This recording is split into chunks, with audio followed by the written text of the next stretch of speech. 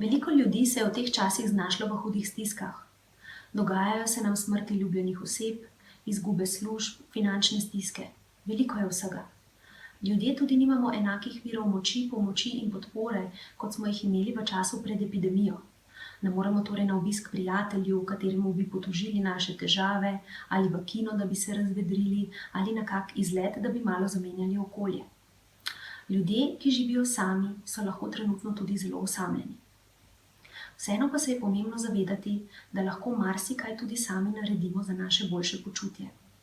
Če ostajamo bolj osredotočeni na danes, na tukaj in zdaj in si nekak dan napolnimo z nekimi aktivnostmi, ki so nam pomembne, s prijetnimi aktivnostmi, po katerih se ponavadi počutimo bolje, in s koristnimi aktivnostmi, ki so v skladu z nekimi našimi cilji in željami za prihodnost.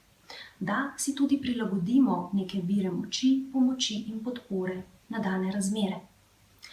Seveda pa lahko dane razmere pomembno vplivajo na naše razpoloženje do te mere, da se nam začnejo pojavljati suicidalne misli. Da začnemo torej razmišljati o tem, da bi bilo mogoče najlažje vse kar končati, si vzeti življenje. Če se vam te misli pojavljajo, se pogovorite s svojimi najbližjimi.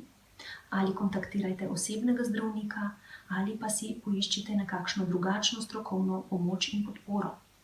Obstaja tudi veliko brezplačnih telefonskih linij, kamor lahko pokličete. Pogovor z nekom drugim nas ponavadi razbremeni, hkrati pa nam pogosto odkrije neko novo pot, ki jo morda prej nismo videli. Zavedajte se, da niste sami in da če boste prosili za pomoč, jo boste tudi prejeli.